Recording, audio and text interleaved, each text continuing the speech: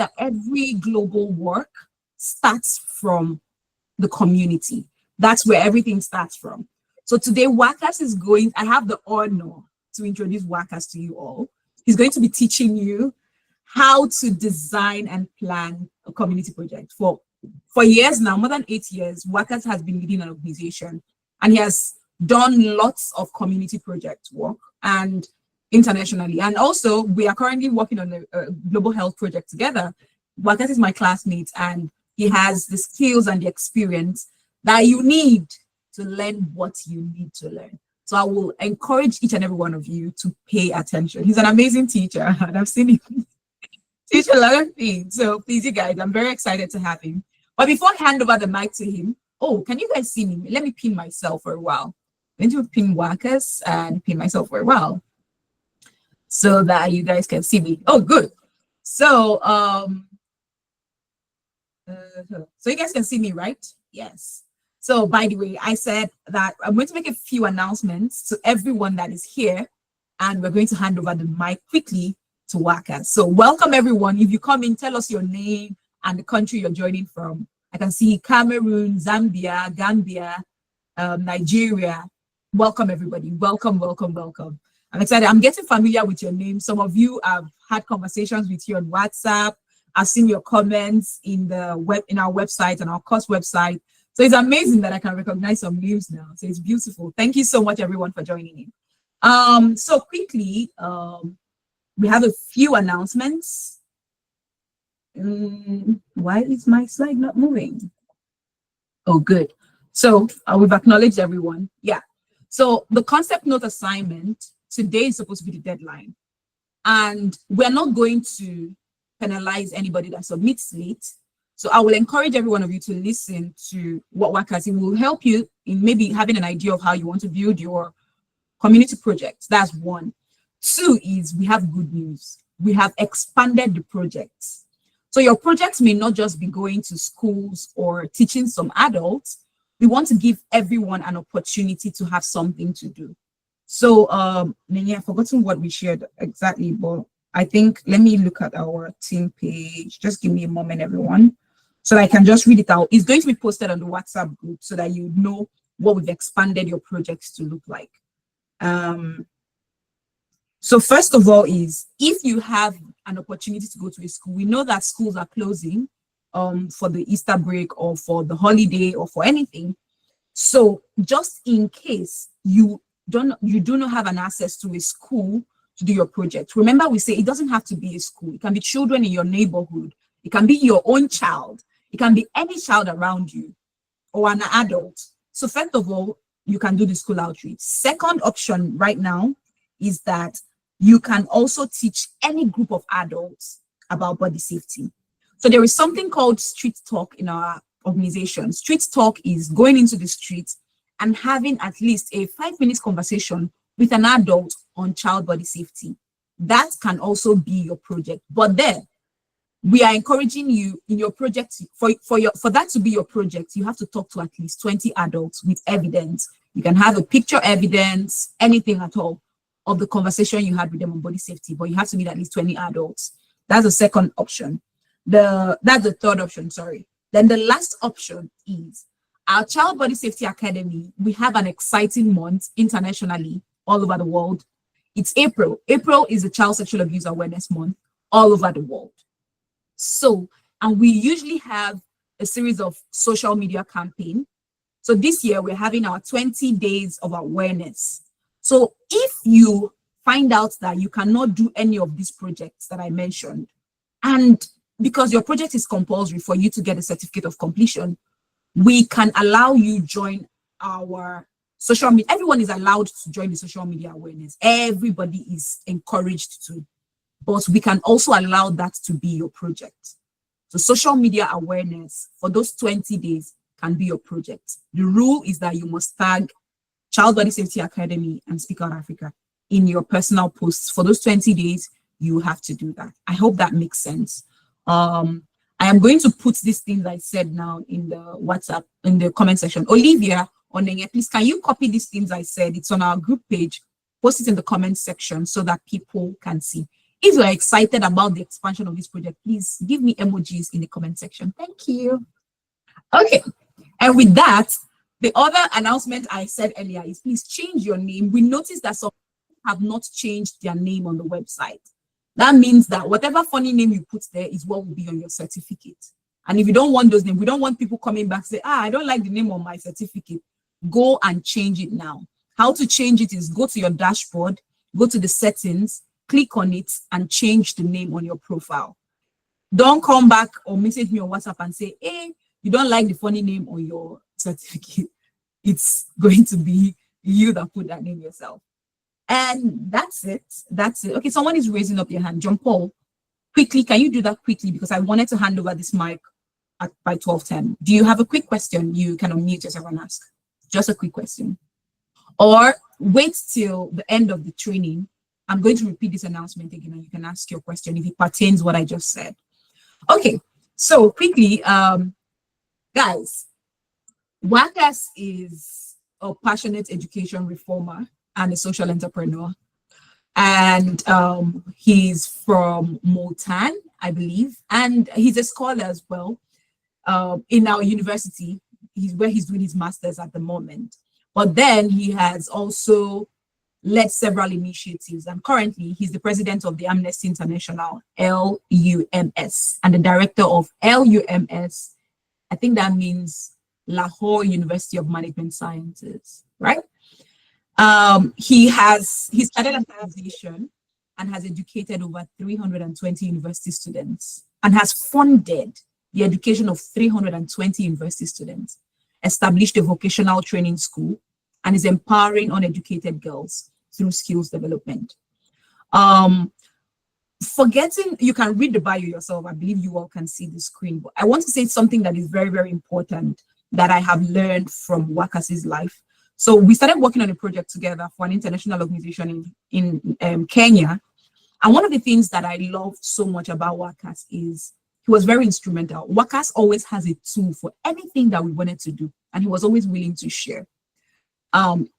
If there is nothing you're going to learn today, pick the tools that Waqas will be sharing with you. You may not have an opportunity to hear from Waqas again in your life. Maybe you will, but this particular opportunity you have now, please take advantage of it. So without much talk, I'm going to be handing over the stage to Waqas. Put your hands together with emojis in the comment section, in everywhere. Let's welcome Waqas Haider. I hope I pronounced that correctly. Yeah, Waqas, you have the floor. Thank you so much, Jimmy, and the team for such a wonderful introduction. So can I share my screen? Absolutely, you can. I will share mine now. Yes, you can share your screen now.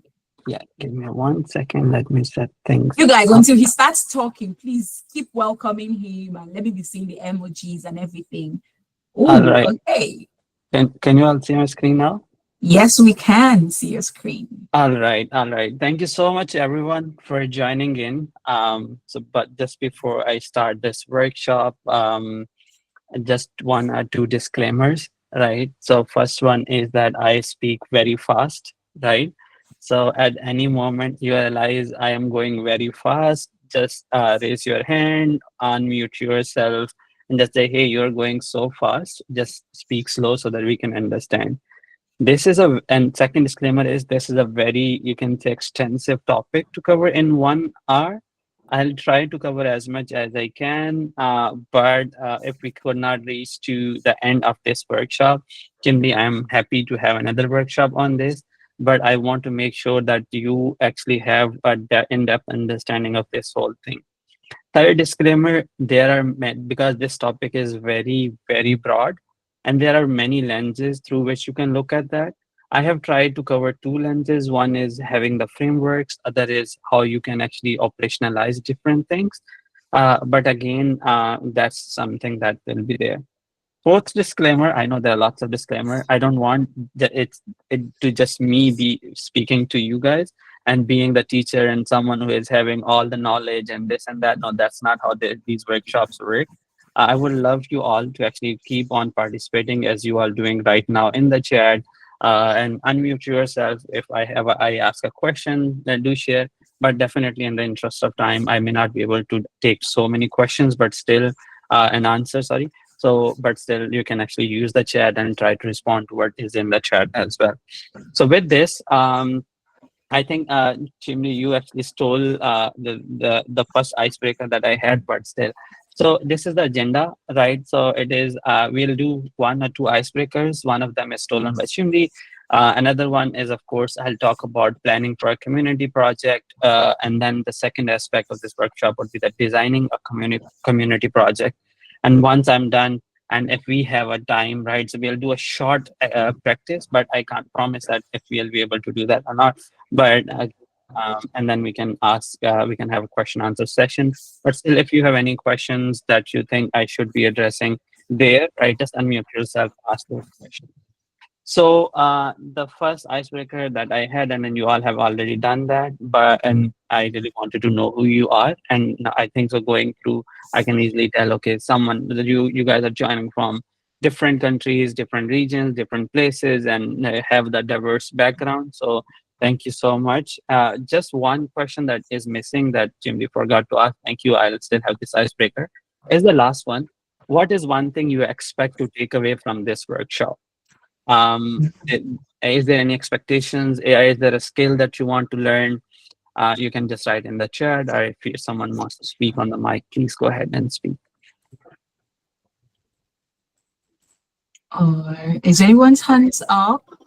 John Paul, are you raising your hand as a feedback to this question? No, I wasn't raising hand then. Oh, okay, Sorry, I cool. used the wrong email. Oh, cool, sure, that's fine. But if you want to answer, feel free to. Anyone, you can unmute. Okay, someone is raising up the person's hand. I see two. Oh, cool. We have a few people. Okay, John Paul, you have the floor. You can unmute yourself. Oh, sorry. Ifemi, you have the floor. Thank you. Good evening. Good evening. Okay, one expectation I have is to be able to learn the skill to design programs that will impact the lives of whatever target group. Not just designing programs because we are asked to, but to be able to find a need and ensure that whatever program that is designed is solving that problem. And then I also believe that you can't give what you don't have. So I want to be able to have the skill to effectively do that. Thank you. Amazing. Well done. Okay. Thank you so much, Favor, for sharing that. We have, sorry, Ifemi. So Favor, you have the floor. You can unmute yourself and share. What's your expectation? Okay, good evening, everyone. My expectation from today's workshop will be to learn how to plan and design a community project and create sustainability, because I have actually planned a community project once and I got a very good result. But right now, I want to learn how to create a more better project that will bring sustainability. Amazing. Okay. That's great. Thank you so much, Favor, for sharing that. Thank you. Waqas, you can go ahead and read the ones in the comment section. Yeah, these are. I think so. That's wonderful. Both responses and whatever is in the chat. I can just summarize it. So you guys want to learn about how to effectively design a community project, and second thing that I think lots of people are echoing is that you want to know more about the sustainability as well, right? So definitely, I think so. These two things are built in what I will be talking about, but still, just keep the chat popping up, keep listening, and yeah, we'll. And if I'm missing out something, we can address that in the question answer session as well. So the next thing, it's another question, right? So the topic of this whole workshop is planning and designing a community project. So can someone tell me what is the difference between planning aspect and the designing aspect of a community project? Okay. Feel free to raise up your hand and you have the mic, or you can just unmute yourself and answer. 1, 2.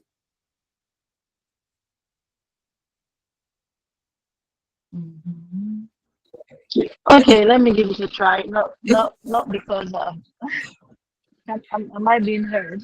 Absolutely, we can hear you. Go on, Ifemi. Okay, so yeah, not because I know it's great jacket answer, but I want to believe that designing um, a project would be deciding what exactly it is you want to do as far as the project is concerned.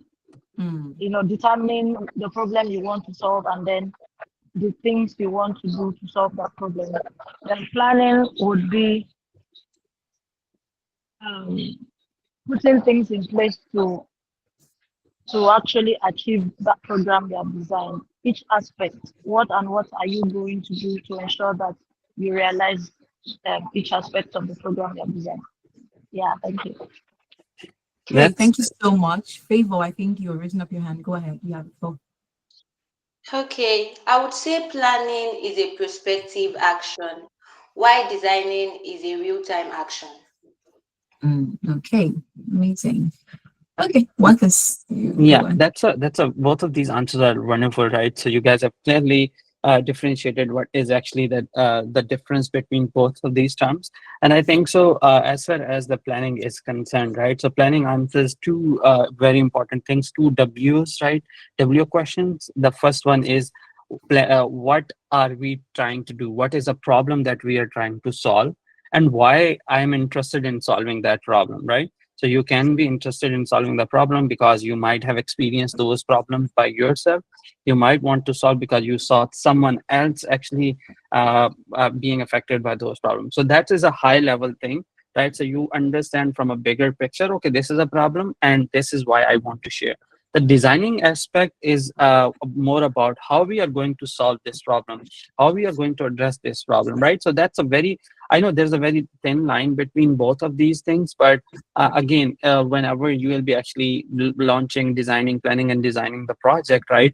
Both of these things go together. But it's very important to just understand that you may have to just have two different mindset when you actually are about going to solve a problem, or we are planning to actually launch a community project. So quickly moving on. So this is another question that I have, right? So many a times we come across lots of problems, right? So lots of social problems, and we really want to actually solve that problem, right? So what are few mistakes that we make when we are planning a project? Or maybe what are few mistakes that you did once you were planning a project?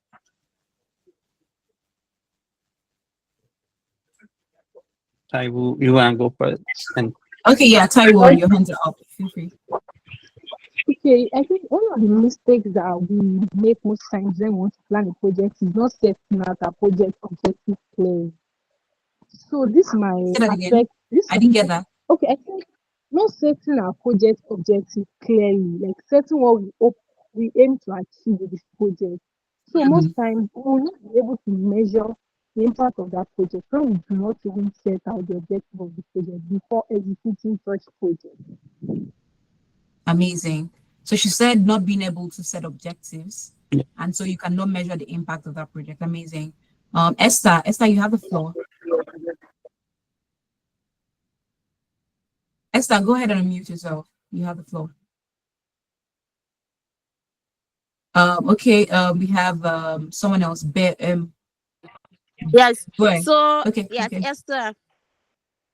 So when Yeah, it sure. comes to mistakes that we make when we are planning a project, particularly for a community, most time we can actually go to the community to know what kind of project the community actually needs. So we just plan the project and then carry to the community, and it can almost appear like we are imposing a project on the community. So mostly that project can really be useful to the community.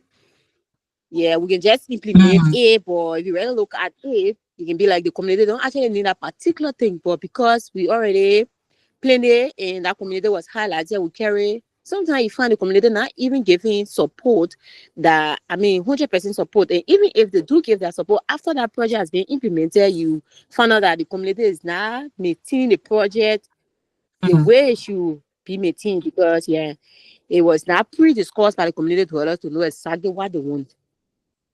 mm. Thank you so much for Yeah. sharing that, Esther.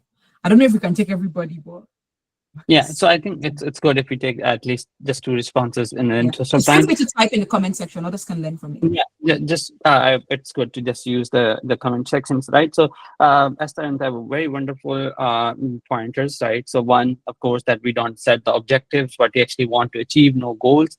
Another one is that not understanding what actually the community needs, right?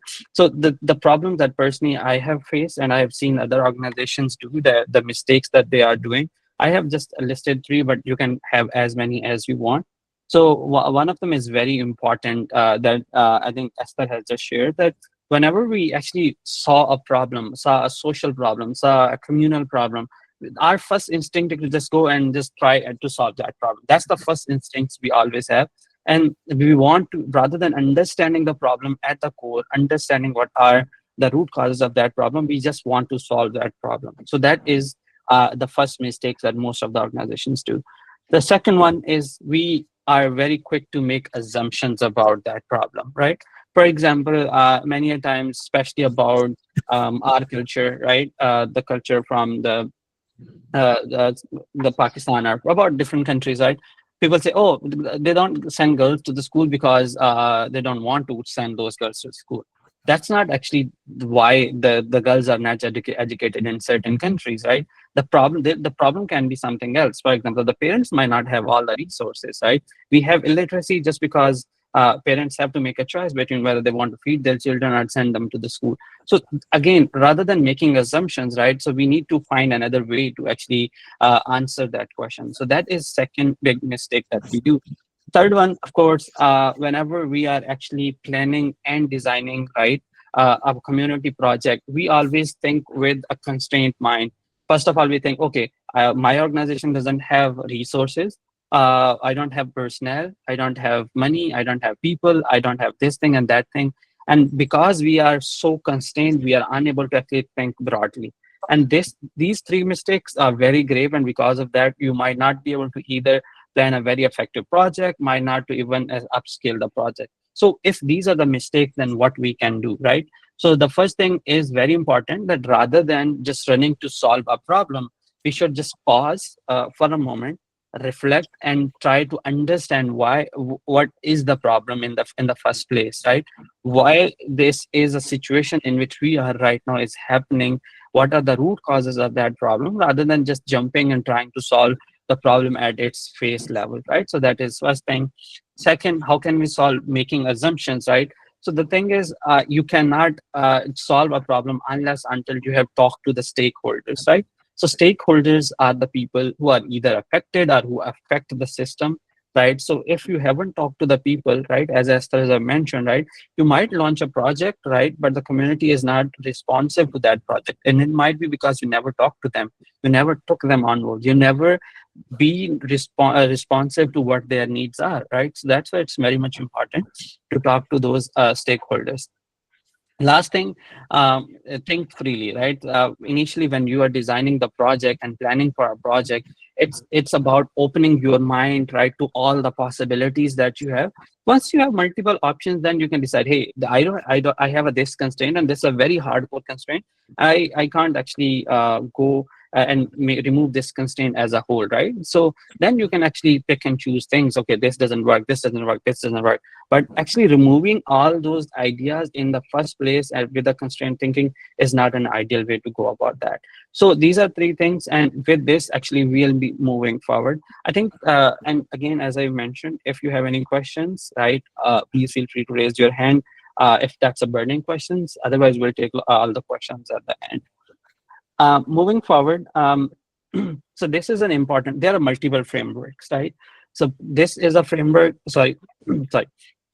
This is a framework that I personally use, right? This is a framework that is very easy to use for anyone who is just starting to launch a community project, right? So it is called design thinking. It is a basic one. It has, you can say, different steps, which are, it's a cyclic process. Initially, you empathize, then you define. Empathize means you understand the problem, right? So we were talking in the previous slide that the communities are not responsive to to the projects that you launch, because they are not involved in this. Their thinking is not involved in this. You haven't gotten their feedback, right? So the first thing is to understand their problem, why it is happening. That's the empathizing step. The next step is, once you've understood the problem, you then go and define why this problem is actually happening. So that is a second thing. That's why the first two steps, if you look at the bottom of the screen, it's called understanding the problem. So these first two steps will actually help you understand the problem at the depth. Third one is, once you have understood the problem, you start ideating the solution to solve that problem. So ideate is coming from the word idea, right? You start generating ideas about that. The fourth step is you start prototyping. So prototyping means, just like, for example, you're working at a car company, right? So the company won't just make a car and produce thousands car at one time, right?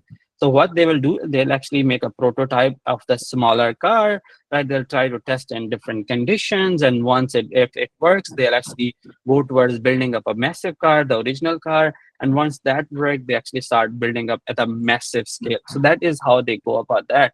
So why not actually apply that kind of thinking in our social projects as well, rather than building a project at a massive scale at the start, failing and actually earning the bad reputation? How about we just start with a smaller thing?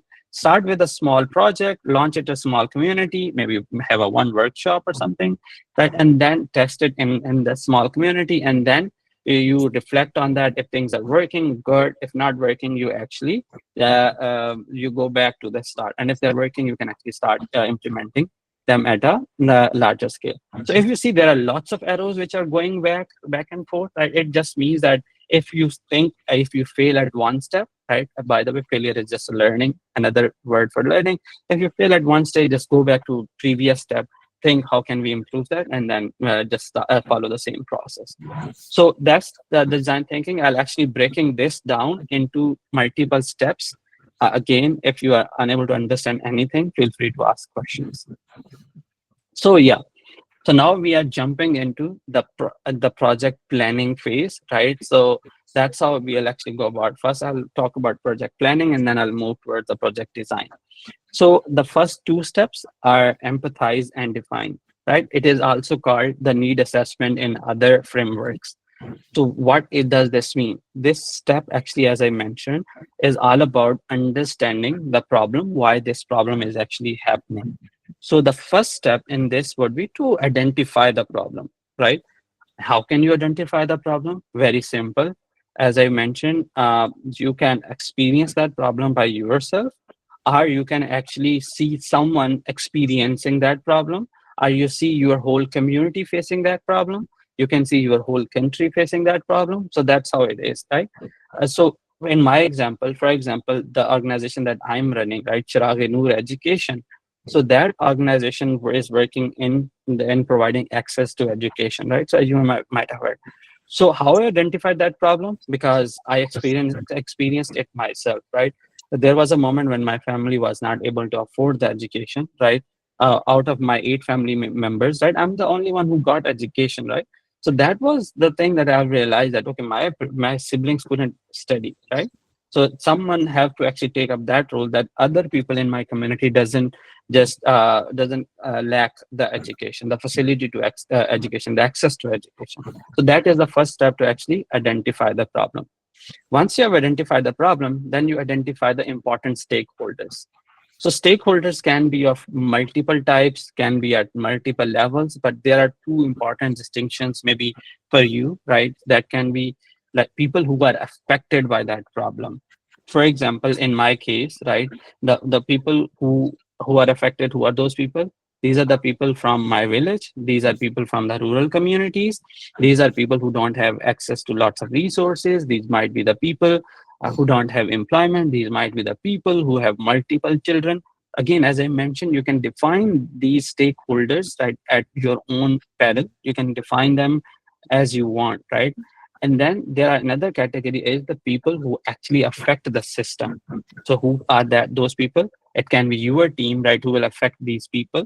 It can be the government agencies which will hinder your operations. It can be the government agencies who actually not just hinder, but actually help you improve and support your processes as well. It can be positive and it can be negative as well. So you list down all the stakeholders. And then there's, again, if we go into too much detail, that would too long, but there's another framework that is called stakeholder analysis, right? If you want to go, you can just Google it. It is a very simple process. You actually understand, okay, how much power each stakeholder have, and should we focus on this stakeholder first or this stakeholder first? So you prioritize your efforts according to the power that each stakeholder have. Then once that's done, you have identified the stakeholders, you actually talk to those stakeholders, right? It can be in the form of surveys, it can be in the form of focus groups, it can be in terms of one-on-one interviews. So what is the difference between focus group is that you make a category of the people, right? Okay, these are the people who are the community members. You bring them in, you just sit with them, have few questions, and once they have given you the answer, you write those answers. And once you're done with the focus group, you see, okay, what are the main themes that are emerging from that focus group? And you can have with multiple focus group. One-on-one interviews is you just have one person who you are interviewing, and again, the process is the same. Once you have talked to those stakeholders, it will help you identify the root causes of that problem, right? And I'll show you a diagram how you can actually go to the root cause of that problem, because solving a problem at the surface level won't actually help you actually solve that problem. You'll have to actually go into the depth of solving that problem. And once you have identified the root cause, one of the very, very most important part is writing a problem statement. So problem statement is a statement which says that, okay, what is the context in which I'll be working on? I will be designing my project about. What is the problem that I'm trying to solve? What is the impact, or you can say consequences of that problem on the community? What is my proposed solution, right? You can maybe add it, some you can say framework says you don't have to add proposed solution. Some says you can add proposed solution. It's up to you. But again, having the first three will actually define how you go about solving that problem.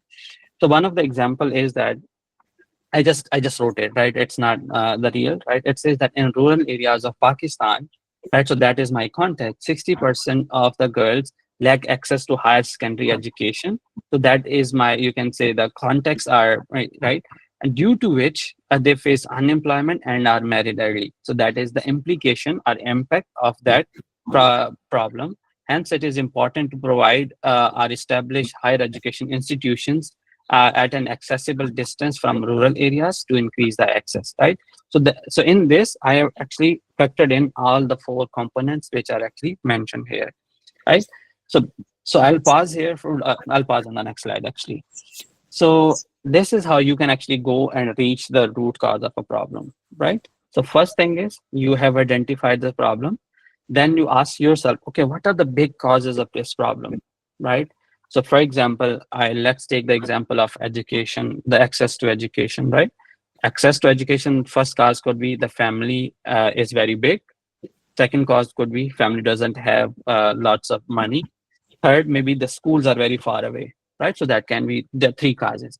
Then you pick every cause and try to find the sub causes for that. Family is very big. What are the causes? Because they might not have access to good healthcare. They might not have access to family planning services, something of that sort. So once you have identified the root causes, and again, it's up to you whether you want to go 3 level, 4 level, again, up to you, how much capacity do you have, right? And then last thing is you, based on this, you write a problem statement, right? And the problem statement actually helps you, again, as I mentioned, identify what is the problem and what is your proposed solution. So here I'll pause for a minute and ask, do you have any questions, concerns? Am I going fast? Am I going slow? I think someone asked if we're going to put the web presentation, if they can have it later on. So I wanted I'll to give ask, it to you. Yeah, you can pass it on. I'll upload it on the website. But yeah, we upload every slide after every teaching on the website. So yeah. Oh, perfect. I think if Amy is saying we are following, okay, we are good to go. Perfect. Thank you, So, Olivia. yeah. Okay. Great. Guys, if you're following, let's see your emojis before he continues. If you're following, good. Yeah. Yeah, that's great. That's great.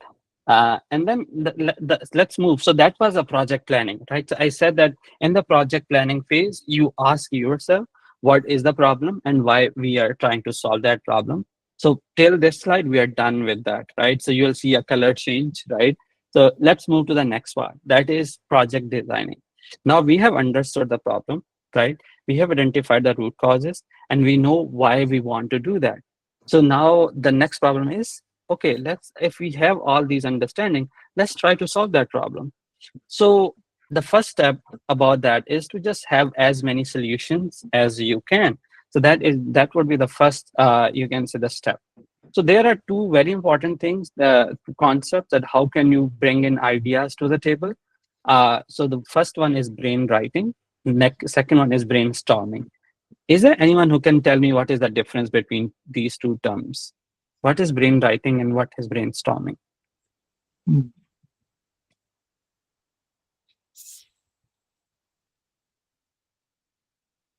Never knew there was a difference. Okay. Is it different or not? I didn't know. Arjun. FMA, you go ahead, please. Okay, tell you what you have for. Okay, I think brainstorming is when you and a certain group of people you just sit down and then just think about the particular problem and then try to figure out solutions. All of you are different ideas are coming to your mind, and all of you are just sharing your ideas, what you think about that particular problem. So at that time, then you can just at that time what you're just doing is you're just thinking that talking among yourself, or what could be the possible solution. You are making suggestions one to another. Then for brainwriting, I think for brainwriting, I don't know. Maybe perhaps you it's just you writing and then thinking about it all together. I'm not quite sure. But I'm sure for that of brainstorming. That's perfectly fine, Taiwo. So talking about brainstorming, it was a great definition. Oh, sorry. Ifemi was saying something too. No, Oh, let's sorry. go ahead. Sorry. Let's go Okay. ahead. Sure. Oh, okay. Someone else was raising up her hand too. Okay. So Now, do you want to talk? Chinedu, please. Let's make progress. Let's go ahead. Yeah, can you hear me? Can you hear me? Okay. Chinedu, we can hear you. Yes, we can hear Okay. you. I was going to that brainwriting is like listing or highlighting possible solutions to the stated problem. Why brainstorming is basically expounding on each of those ideas to then see which one will turn out the best. Thank you. Amazing. Okay. Thank you. Thank you, all of you. Thank you, guys. thank you, all of you. I think that's a wonderful, you can say, definition to both brainwriting and brainstorming. Just a bit of addition to what you all have said, and Henry will come back, maybe have friend the thing. So brainwriting, it's actually the first step, then brainstorming. Normally people say, oh, let's go and have brainstorming, right? So the problem is that when we just start brainstorming, so there are lots of people sitting together and just they are putting their thoughts up and all the stuff. So the problem with that is, there is a concept called groupthink, that normally the people who have more voice, who have more powerful, have a bigger designation, something, they actually overpower the thinking of others, right? So the other employees, and because of which what happens is that the very good ideas never reach to a level where they start discussing those ideas, right? So that's why it is very important to actually have a mechanism through which you are actually taking in all the ideas, giving them a proper thought, rather than thinking, oh, this one is an idea that is coming from Waqas Haider, so it should be given more preference. This is coming from, for example, Chimdi, and we should not give it any thought, right? So that's how it is. That's how it goes. So it shouldn't be the case. So in brainwriting, what you do is, it's a first step. So a night before, a day before, a week before, right? Someone who is leading that ideation meeting, right? They can say, hey, this is the agenda of the meeting. And I would request you all to submit one page of the possible ideas to solve this problem, right? It can be a day before, it can be a week before. So what everyone will do, they'll actually write down their ideas, 1, 2, 3, 4, whatever ideas they want to do. And then they actually either send it to that person who is leading that meeting, or they just can bring it to the meeting and just you can say go about and just start sharing those ideas. So in this way, everyone has a chance to speak, everyone has a chance to share their ideas, right? And then they can actually go about selecting the ideas, right? So first is about brain writing. Everyone is writing their own ideas in their own capacity. Second step would be brainstorming, where everyone is bringing those ideas together. And the third step would be, okay, now you have discussed all those ideas. Right now, that's a time to actually select one or two feasible, feasible ideas. Right. So this is a moment where you can actually put some constraints if you want to. But before that, in the brainwriting step and the brainstorming step, I would say just don't put any constraints, because if you start putting constraints, as I mentioned earlier, you will never have good ideas in the first place, right? So that's why I think the consideration, very important consideration that I have written, is that do not constrain yourself during brainwriting and brainstorming process. So yeah, that's very much important concept that you please keep this in your own mind as well. Moving on to next steps, right, in the project designing, that is prototyping, testing, and implementing. So I just divided into 5 steps. You can divide it in 10 steps, 100 steps. That's up to you, right? The first step in this is design a low scale version of that project. Rather than thinking, oh, hey, I just need to go out and save all the children in the city, right? And I want to have a workshop that addresses 10 different communities. Why not you just design initially for just one community, right? The project for one community, because it will be called low scale project. You actually test that in a low scale version, test the low scale version of that project in that community. Once you once you have implemented that, then you actually go over, sorry, once you have tested that, go to the next step, which is evaluate, right? So by evaluation, I mean you just maybe it can be formal evaluation, it can be informal evaluation as well. By formal evaluation means then you'll have to design a study design and all that stuff if you want to go into that much particular detail. Informal could be you just talk to the people, hey, I conducted this workshop on child safety, right? Was it worth it or not? Did you learn anything? What are your thoughts? How can we improve that? So take the feedback from that community, adopt, make changes to the low scale version that you had, right? If you think you want to test it again, so that to test the revised version, you can definitely do. If you think it's good enough that I can expand the operations to multiple communities, up to you, right? But again, these are the steps normally we should face. And again, giving the example from my own community, right?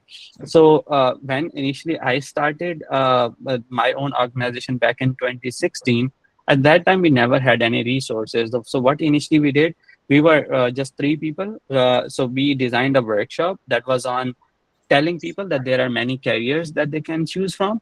So rather than just doing it at a massive scale, we actually selected one school. We conducted that workshop. We got the feedback. We improved that. We went into another locality, did the same thing, got the feedback. And then based on that, we actually said that, hey, that if we really want to target different communities, right? So what we need to do is to have these kind of elements which are very fixed. These are the elements which might change according to the community we are serving in. So the important consideration in this aspect is the opinion of the stakeholder is most important at all stages. So you can't say you are designing a project for a community, as Esther mentioned in the start. So you have to actually keep asking those people, keep involving those people in. You can take volunteers from there to actually build that trust. You can survey them, you can take their opinions, and when you make changes on the basis of that opinion, tell that community member, hey, we made this change because what you said that.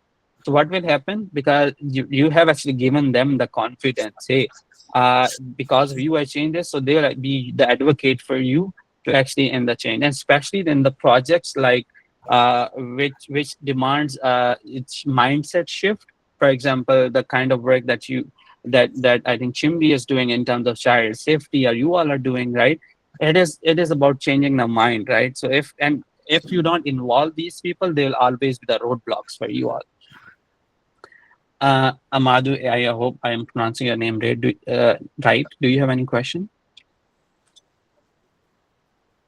Yeah, you can unmute yourself, Amadio. You're raising up your hand. Okay, I think you can continue.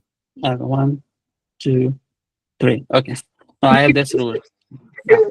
All right. Perfect.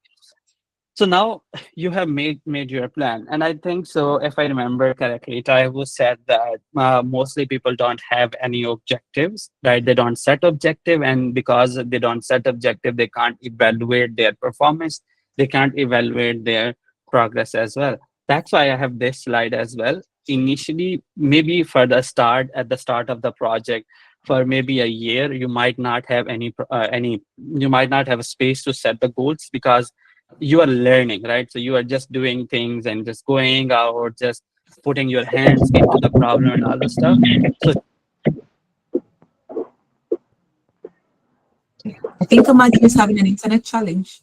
It's just yeah, now she's hearing that we yeah. at So mute. yeah. So Continue. in the first year or first 2 3 years, you might not have the capacity to set those big goals, right? And that's perfectly fine. Honestly, the first time I set my goals for my organization, that was at least 5 years, 5 years, right, into the program that we started. That's perfectly fine if you are taking time. But again, just make sure that you sometime in your whole project journey you set those goals. But I'm not proud of setting those goals late, by the way. I wish I had set the goals very early on in the first year or second year. It would have improved our performance very strongly. So I would suggest if you can just, if you're 1 year into the project, just start setting up the goals so that you can measure your own performance as well. But again, as early as you start, that's better. So there's a framework called SMART goals. Initially, it used to be called SMART goals, but now because of the diversity that we have in our system, it is called SMART T goals now, right? So so it has around seven letters. Yeah, 7 letters, and every letter means something. The first letter is S. It stands for specific, which means that your solution and the goals that you are setting up for yourself, they should actually focus on something very specific. For example, I say, hey, I want to lose weight. Okay. Okay, you want to lose weight. How much weight I want to lose, right? Do I want to lose 10 kilograms? Do I want to lose just 1 kg? Then you set some boundaries, give some number, be specific so that you can actually measure them. So which is a second R framework, which is called the goals should be measurable. It shouldn't be just like I want to run. Okay, you want to run. By run, do you mean you want to run half an hour? For half an hour, do you want to run a marathon? What do you want to run? So they should be measurable as well. Third is very, you can say the A is very, you can say, dense. It's very, you can say, it has multiple meanings as well. By A it means actionable as well. By A it means achievable as well. And by A it means adventurous. So there is something words related to word ambitious. Sorry, yeah, it is ambitious as well. Again, it's up to you. So some framework says that the goals that you set should be actionable. It shouldn't just like I'll just read. Okay, how much do you want to read? Right? Can you work on them? Some say they should be achievable. That they shouldn't be unrealistic. Right? They should be achievable. That they should motivate you. They should be challenging enough to start, and they should be not challenging enough that you just don't start at all because you are unable to achieve those. And some says that rather than setting goals which are just very actionable and achievable, set goals which are very ambitious, because setting up ambitious goal will actually help you aim for something big. The next part is relevant. They should be relevant to your bigger, the larger goal that you're trying to solve. Okay, I want to improve my for example, I want to improve my vocabulary, for example, right? And the goal that I am setting is that, oh, I will run, right? So that's not how it is, right? They should be relevant to your bigger goal as well.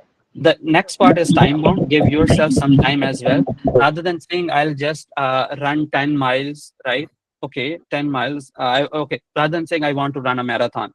Marathon is 25 or 50 kilometers, right? Rather than saying, okay, I'll run a marathon. Okay, you want to run marathon, but what is the deadline by when you will run the marathon? I want to target thousands, 100,000 children, right? Okay, do you want to achieve that goal in 100 years? Do you want to achieve goal in 1 year? Do you want to achieve goal in 2 years, right? So give yourself some time as well. And then the next is very important: be inclusive, right? You might have communities which may be very diverse. You can be focused, maybe you have religious diversity, maybe you have linguistic diversity, maybe you have ethnic diversity, right? So your board should be inclusive as well. And then equitable as well. By equitable, it means that rather than saying, oh, I belong from this identity, right? So I'll just focus all my resources on this. I'll just leave these other people who don't identify with my identity, I'll just leave them out. No, that's not how it works, right? You are trying to solve a social problem. And if you're not being equitable, if you're not being inclusive, you are, rather than solving a problem, you are creating another problem. So just be very mindful of the solutions that you bring and the objectives that you set for yourself and for the organization. And by the way, this framework goes for your personal development as well. Yes, now it's we are taking another angle. At this point, it was just like, okay, project planning and all the stuff, right? Now we are going into different aspect of running a nonprofit organization or running a social project, right? So the first thing that when I was just thinking, okay, what are the things that I can talk about easily, right? Personally, I'm not expert in most of the things. I had just the things that I've gathered my own self. So these are three important things that I have right now in terms of operations, right? In operations, three important things are personnel, who are the people who will be actually running those programs; logistics, how are you going to do things, right? If you want to conduct workshops, how will you actually, which platform will you use? Will you be in person or online? Or maybe if you are using some stationery, how will you procure stationery and all the stuff? Then financial management system as well. So let's talk about personnel first. So especially if you're just starting a community project, which is at a very small scale. Chindi, you want to say something? Yeah. I just wanted to say something. This may be one of the biggest tools that you're going to hear. Many of you are asking, oh, I want to start a nonprofit. I'm running a school team. See this thing that Waqas is sharing with you. Take a screenshot of it.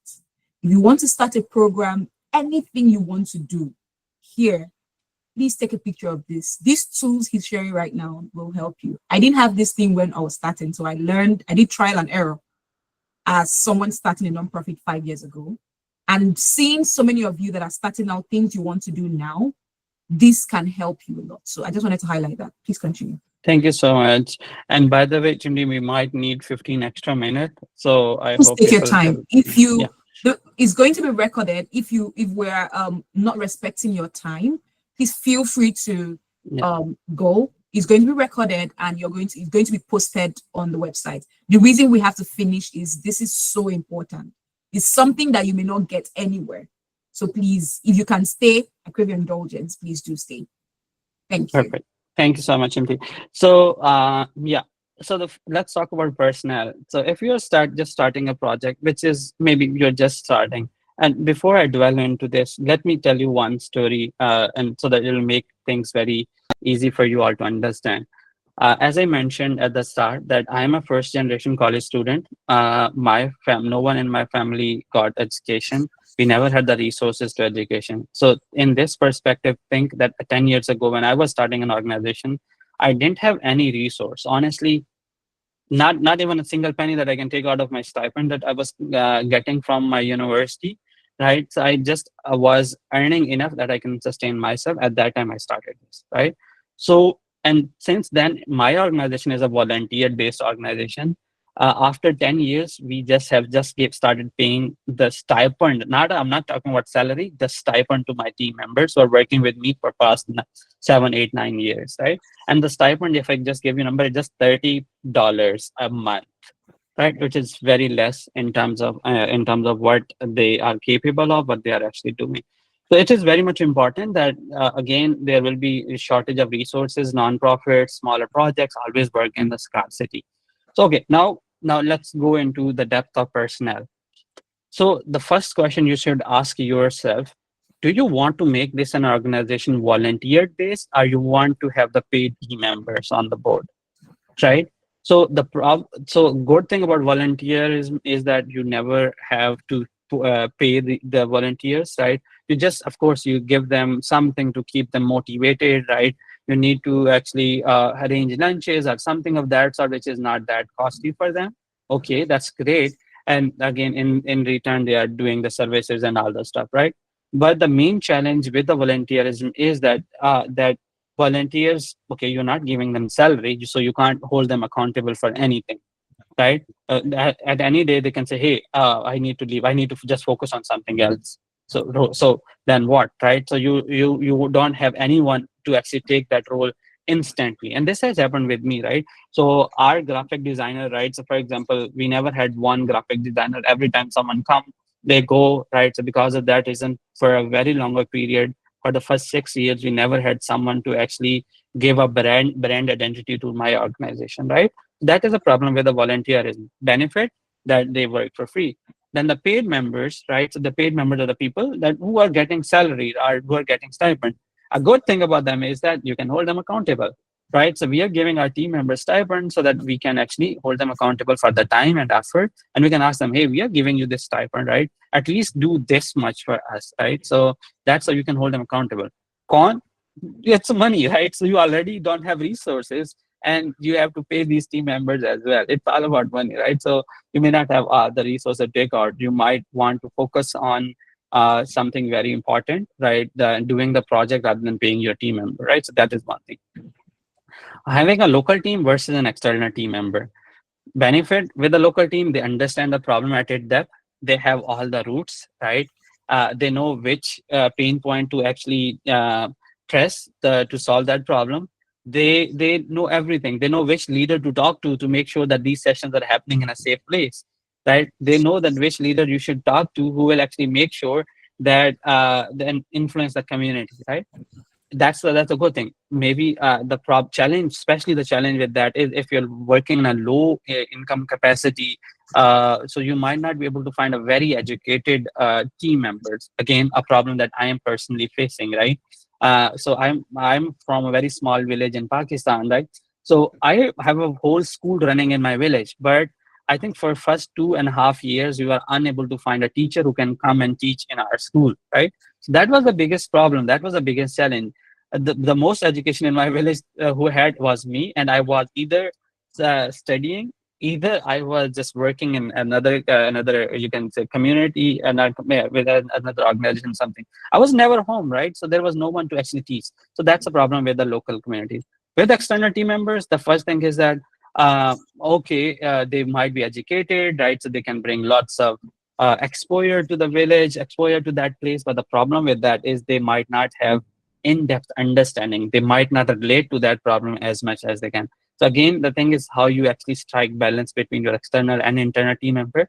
And the important question for you to think is that how can you develop the capacity of the local team members that they are thinking in a way that you are thinking, and how can you develop the capacity of external team members that they can actually relate to that the problem. One of the example, again, I'm from my own experience. So the lady who is the president of our vocational school in my village is someone from the highest class in Pakistan, right?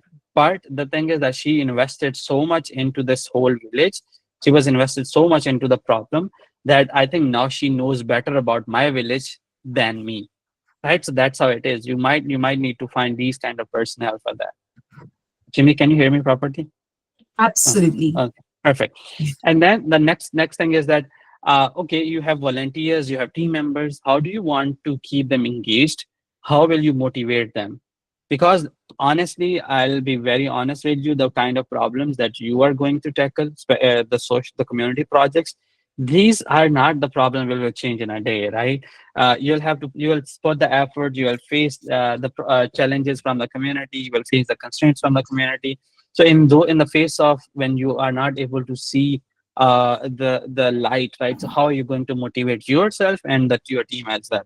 So one thing that I have figured it out for, at least for myself, I can't say for my team, is that I just keep celebrating very small successes. Okay, this student actually moved from school level to college level, from college to university level.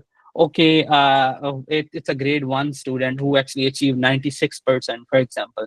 So these little successes every other day, they keep me motivated. And I think so this keep me motivated my few of team members as well, right? So that's what they're with us. Second aspect, very important one, logistics. Honestly, there are so many so many free tools outside available on Google. It is just about you to just go and search about those tools, right? One of the two biggest tools that you will need, and I think so are very important, right, is a Google Workspace. If you have a registered nonprofit organization, so you can get Google Workspace for free, which include unlimited email addresses, which include Google Meet, which include lots of resources that Google has, right? So you can get it for free. Another thing is Canva. So Canva is also free for nonprofit. So you can get Canva premium free of cost, and it helps you. It can upscale. It can take your marketing game to somewhere else, right? Even the presentation that I'm presenting is on Canva right now. Simri, you wanna say something? Sorry. Thank you so much, Waqas, for pushing me to start the Google Workspace. I told you guys this is a germ. Do you know what it means to have a free Google Workspace? If you have a nonprofit that is registered here, go and have a Google. It's free. Like you can have a Gmail of all your organization members. Canva too, free of charge. I use premium Canva and I have Google Workspace free. Guys, that's a germ. Thank you so much, Waqas, for sharing that. I'm just saying that so that they understand the importance of these tools. I didn't know all these things when I didn't know them. So thank you so much for that. Yeah. So another important aspect of Google Workspace for free is that you get unlimited space, storage space, and it's a collaborative space, by the way. So for every project, for every domain of your organization, you can make a shared drive, shared with the relevant people, rather than having a file on your computer every time someone asks you share. It is it is in a drive, right? It's there. You just click it on, just share it, share the link, and that's it, right? So that's how it goes. Then very important aspect, and I think so I can't stress enough on having a financial management system. It's very much important to have a proper planned system, right? By planned system, I mean you must know what are your expenses, what are your income sources, right? And you must plan thoroughly that, okay, this time of the year, I am going to definitely have these kind of expenses. At this time of the year, I'm definitely getting the income in as well. And then planning accordingly as well. So for small scale organizations, I think Excel is enough, right? And honestly, Excel, Google Docs, Google Sheets is such a big blessing that I'm in 10th year of my own organization, right? I haven't even moved to the QuickBooks because it's very easy for me to do lots of things. I can run analysis. I know where the donation is coming from. I know where the donation are going. I know how much I have. I know how much I spend every year. So Excel for now, for this level, right, that I'm doing, for me, Excel is really good place. But once you have money, once you have resources, you can actually move to bigger, you can say systems such as QuickBooks. QuickBooks is, I think, is the cheapest one that I heard of, right? But still, it'll take, especially in the context that you will be working on, it will be lots of money, right? So rather than just initially at the start going to the QuickBooks, I would rather suggest stay with Excel and for some years. Once you think, okay, you can't manage the Excel, then you can move out of that. So next, it's a very much important thing, and I think so. I think after this, it will be very quick. We'll end the presentation very quickly. So fundraising, and who asked me this question? I think someone shared that. I think it was Chilimbo. I'm sorry. So mentioned about the sustainability, right, of the project, right? How can we do the project? How can we run the project with or without funding, right? So the first thing is, especially, let's pause a moment and reflect whatever is happening right now in terms of international aid. At this moment, international aid is just cutting off, right? These are big shocks that countries in the region like Africa, in the region like Pakistan, in the region which is very conflicted, right? It's a very big problem, right, to have, right? The funding sources are cutting off, right? So what do we do? It means that we need to develop a capacity for ourselves that we can have enough money to just sustain our projects, even these funds are going out. So one of the important learning, I think so, and one of the skill that should develop for designing a project is to have multiple sources of financing and funding, rather than just relying on one source of grants or one source of this and that. Have multiple sources so that even if one source gets off, at least you have enough to sustain yourself for at least some time till that you can find another grant or something of that sort. So the sources that have personally helped me One is, of course, grants that are government grants, are grants by the foundations or something, right? So that's one thing, right? So you can have multiple grants.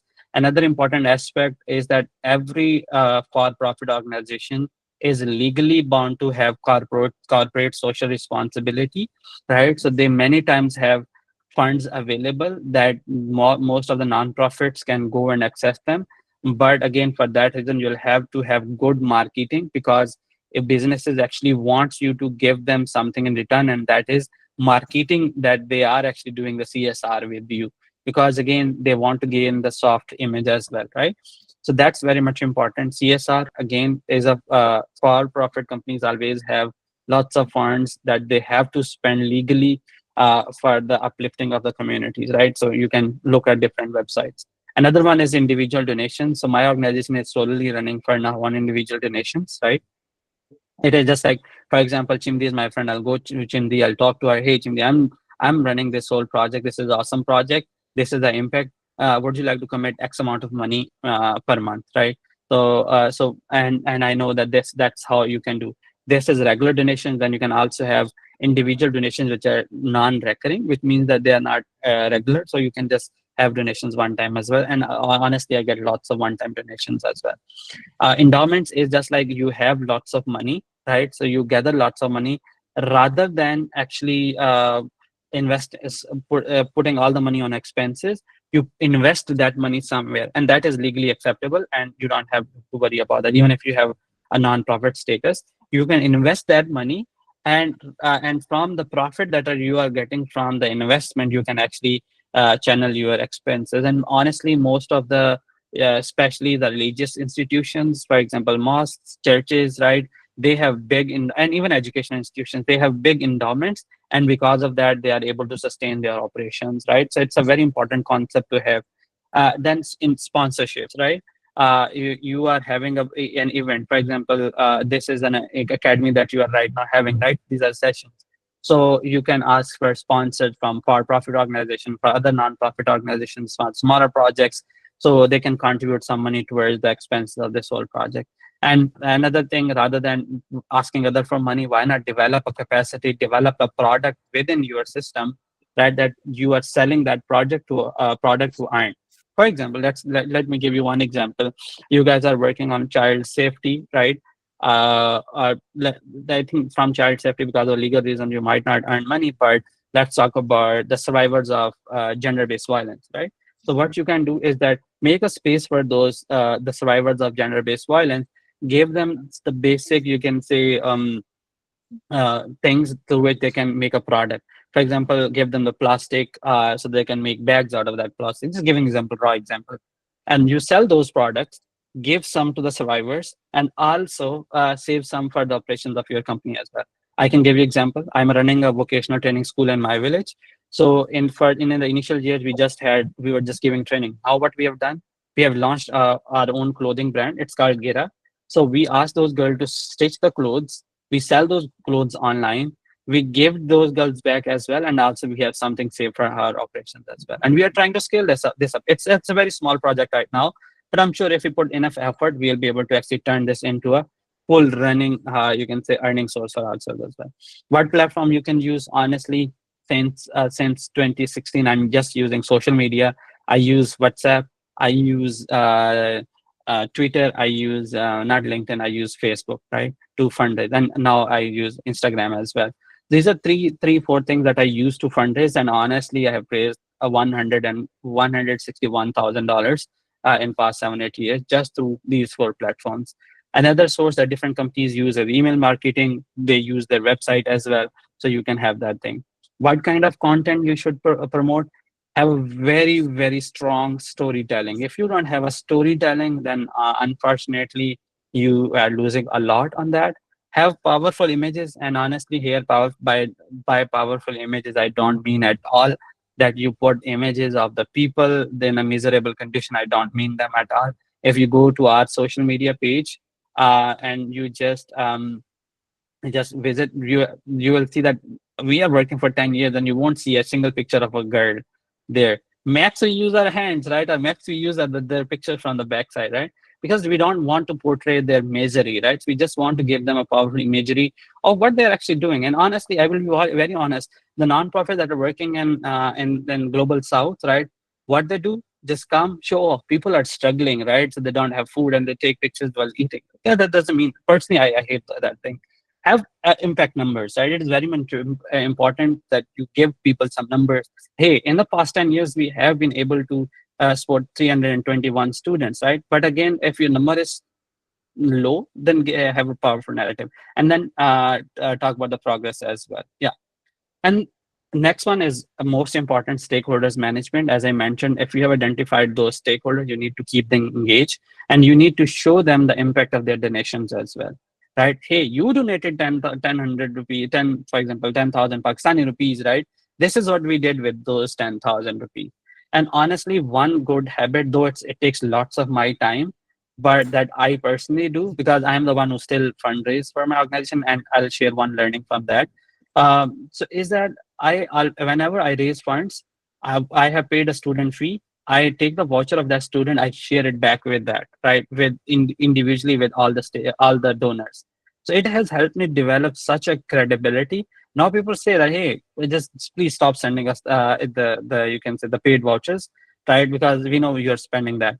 But still, I send them because I know I want them to keep on donating again and again, again and again, again and again, and this has worked really well. But there's one thing I'm learning for all you all, right? If you are leading an organization, never ever uh, make yourself as the identity of that organization. Right now, I am the identity of my organization, and I'm trying to go away from that, because the day we all have to go, right? The day I leave this organization, the day I'll pass away from this world, right? Then what? The project will die with me, and this is not what I want. I want this project to just keep on running. So don't make yourself as the identity of that organization. Make organization in itself the identity of itself, right? So this is one of the important learning that I really wanted to have. And last thing on this fundraising aspect, have a very transparent communication rather than just going and just talking vaguely. Just be very transparent, keep sharing things with, if we are having a problem, just try to solve it with the stakeholders. Honestly, there were I think I remember one time I got into someone actually frauded with us, right? Someone was like, oh, hey, I'm a deserving student. I need this much money. And that was very big amount of money. We fundraised it, and we were successful in fundraising. And then we later realized that student was asking another organization, right, to fundraise it for. That student asked 4 organizations to fundraise it for.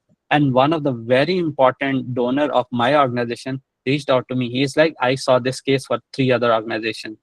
And it was a problem. It was actually, you can say, he was pointing towards our credibility. But then I accepted that mistake. I was like, hey, I'm really sorry.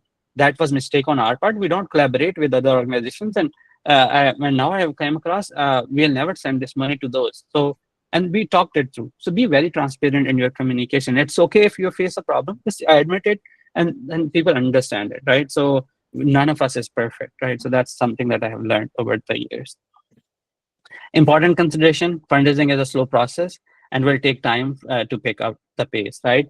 Initially for 1 year, for not 1 year, for 4 or 5 years, we were just getting maybe 100 or 200 or $300 a year.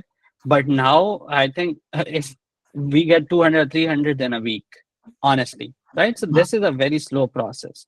So initially it will be very slow, but then once you start developing the credibility, it will actually pick up a very big pace. So just stay there, hang in there, believe in the process, and you will achieve those. Chindi, you want to say something? I know I want you to will. say I'm coming for a master class after our essential class next week. You need to teach me a lot. Okay, perfect. Thank you. Um, yeah, I think it's the last slide. Please pardon me if I'm taking too much of your time. So again, marketing is the most important aspect of this whole process, right? And if you're not giving it the importance it deserves, then actually you are losing a lot on that, right?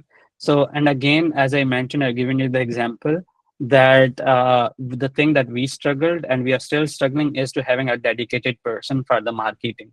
But if your resources allow, then have a dedicated, at least, marketing director. Don't pay anyone anything. But if you have a dedicated marketing person, that will actually help you do a lot, help you earn a lot, and will make sure that other people keep are fed as well, right? Because that's how it goes, right? So there are three important positions in the marketing department that if one person can do that right now in our organization, two different people are doing these three positions. But again, you may have three different people: one marketing director, one social media manager, and one graphic designer. Graphic designer should be separate. Graphic designer and social media as a marketing manager and the marketing director should not be the same, right? At least there should be two people. Then then at least have a strategically designed the campaigns. Strategically design the campaigns. It is not just like, oh, this project is coming and I just need to just work on this project. It shouldn't be like that. Your campaign should be well directed. And I can give you one example, and I think so I have never been able to actually run another successful campaign as much as that one. So it was, I think, 2020. We had to build a second floor of our school, right? So I don't know what I was thinking that day. I don't know what I ate that day, right? So it came to my mind, rather than asking people to donate, right, money, why not I ask them to sponsor a brick, right? And honestly, the amount of money that I got by sponsor a brick, in I think I raised a whole story of the whole school within, I think, 8 hours or 9 hours. Now it wasn't more than that, because for if you I ask people to donate 100 Pakistani rupees, right? It seems like there are lots of money, right? I asked them to sponsor a brick, which means a one brick at that time was costing 7 Pakistani rupees, right? People are like, I'll donate 200 bricks, and 200 bricks means 1400 rupees, because they were not thinking in terms of money, they were thinking in terms of the bricks. So I actually got more money than I wanted. So that's how it is. You have to have very strategically planned campaigns, and I honestly had never been able to do that. Another of the campaigns like that, I tried again, but I failed miserably. Right? So yeah, that's something. Maintain an annual marketing calendar as well, right? So by annual calendar, it means that you should know what are the things which are happening in your organization at each time. Specifically, have the days in which you can target the community that you're serving. For example, if I'm working on women's education, then I should have something, some celebrations, right, on Women's Day, March 8th. If I'm doing something for children, I should have something on that day. So at least have those big days in the calendar. You have something of that sort, right? Another important aspect in terms of marketing is keep your audience engaged, right? Post, right, stories, give them prompts, right? By prompts, I mean maybe ask a question and ask people to engage with that, right? It will increase the interaction with that. And then analyze the interaction of your audience, right? So not all the time, if you post all the time, it will never generate interaction, right? You should know at what time people are engaging with your content. You should know at what time of the day they are actually engaging with your content. That's why it's very much important to have someone who is the marketing director and who is managing the social media as well, right? That's why I said that you should at least know, at least have someone who is paid member in that. We have been very blessed, right, to have the people who are willing to serve on pro bono basis. But if you are have to have one person who is paid, it's that person, honestly, right? Because on the basis of whatever this person will do, you'll generate funds, you will do everything. Because if you remember, I said that if you want to have grants, if you want to have CSR, corporate social responsibility, you need to have a very strong presence. And last thing, I think I didn't mention it here, is that consistency is the key. If you are just posting once in a while, even if it's the strongest thing of your whole organization, and you are not consistent, then people will actually lose interest of that, because their algorithm will generate them, will put them to somewhere else. The algorithms, these are very, very strong, right? So whatever you do, make sure that you focus on and analyze the interactions, right? And I think last consideration in terms of marketing is that be very culturally sensitive to what you are portraying online, right? So for the culture that I am serving, the community that I'm serving right now, right? So it's for us, it's very, you can say, considered unethical, uncultured to if you are putting the faces of the girls online, right? So we need to be very proactive, right? And understanding that hey, what the thing that you are doing, you are not going against the cultural norms, because you want to go along with what they are doing and make little strides, right? So initially when I started the school, initially when I started the one of our other project of sending the girls to mainstream schools as well, we never got the traction, right? People didn't want to engage with us. But then as we went, it slowly. Now people come to us and ask, hey, do you guys have money and sponsor my girls' education as well? And it happened after 5 years. Honestly, it happened after 5 years. So rather than directly being very radical to what they are doing, just work along with that. Find the gaps in that, fill in those gaps. Once you develop that trust, boom, you can just do that. And I'll share one story on the basis of that. So as I mentioned, our culture is very men dominated. We don't want to listen anything against men. So at the start, so the president of my school really wanted that we should to address that problem in the first year, right? I was like, no, we can't do that. The day we'll actually start talking to them, they'll become resistant, and nobody will send their girls to our school. That was the so we decided we'll do it very slow. We never talked about women's right in the very first meeting in the very first year. Didn't talk in the second year. Now we are in the fifth year, and we had a fourth graduation, I think, in November last year. Do you know what we had? What was the title of the, you can say, drama that we had? It was bashing the patriarchal norms. The title was in Urdu, but it was actually Urdu, which is our language. But again, I'm doing this, and the drama serial that the drama that they made, a play that they actually made, it was so strong that, and nobody talked about that. Why? Because we developed that trust. So it is very much important that if you make that trust, all this stuff. So with this, I think I'm done with that. But the thing is that we are already late. So we'll just go to last thing, and I'll just share a few insights, and then we are done. And then we'll move to the question answer. And I'm happy to stay as long as you want. I am not in rush. So the first thing is, everything that we have discussed are just the guidelines to direct your efforts. Honestly, these are not rules. That's not Bible. That's not Quran. That's not anything. These are just the guidelines, the important guidelines, and you can adjust it according to whatever you are doing, right? Whatever your community need. Sometimes you may need to launch at a bigger scale than at a smaller scale. You may need to just directly move to another place, right? So again, these are just the guidelines. These are structured ways that you can actually go and do that. The second thing is, many a times we all think that we need to have good marketing. We need to have the exact number of people. We need to have all the requisite skill set. We need to have this. We need to have that. That perfectionist mindset stop us from doing an amazing work, right? So one thing that I've learned from my personal experience is that I'm a person who like to just do things, right? I just don't want to wait for a minute, right? And because of that, again, I put my team at a very, very, you can say, difficult spot as well. But believe me, it has yielded results as well, right?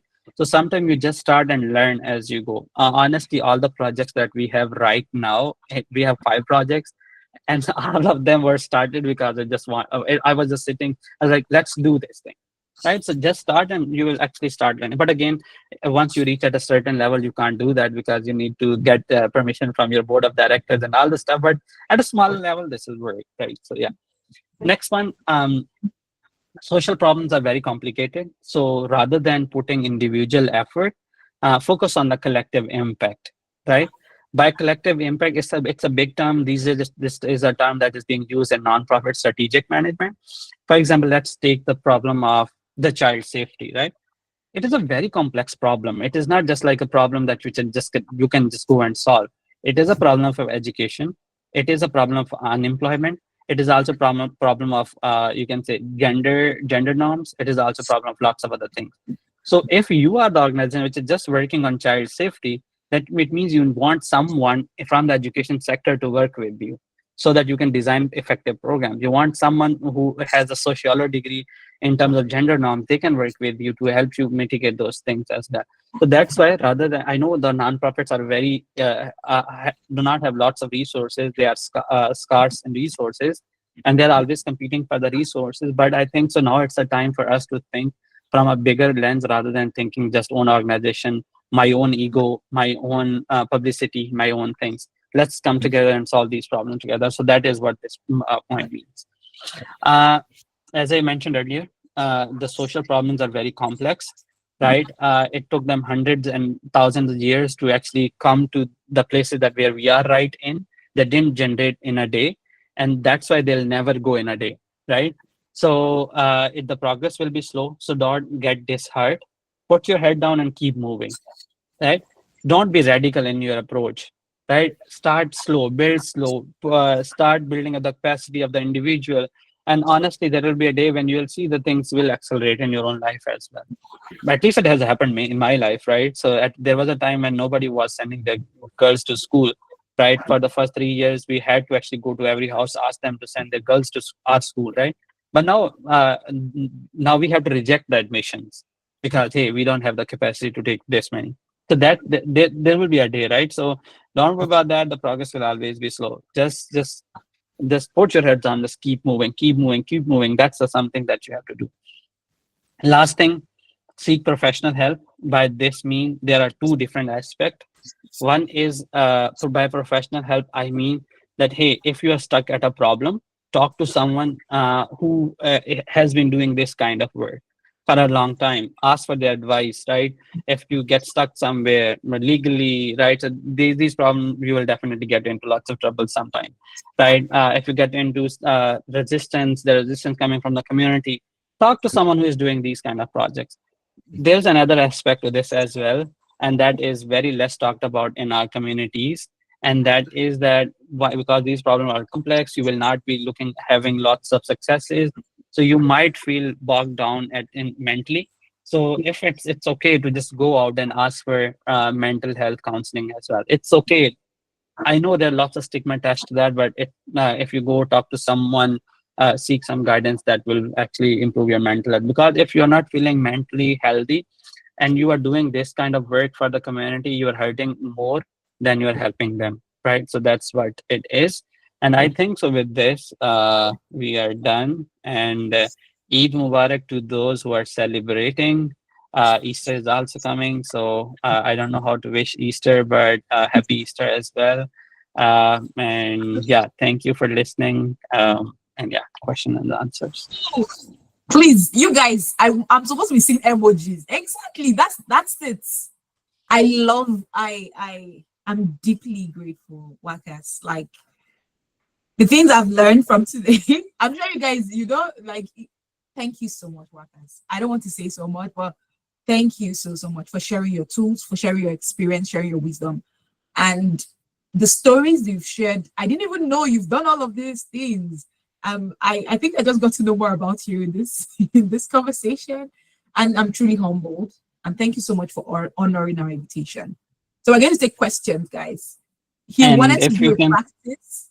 yeah, if By you the way, can go guys, and this follow us LinkedIn. on Instagram, that would be good. There are two pages Yes, that we please. have right now. Yeah. One is Chiral Park. I can maybe find out their Instagram and links and just share it with you all. Yes. Another thing we do for our community is that we try to allow them, if you permit us, they can connect with you if they have some questions after this place. Is that okay? Can they So connect with sorry, you on Instagram? I Chimney, said, can they connect with you? Can you hear me?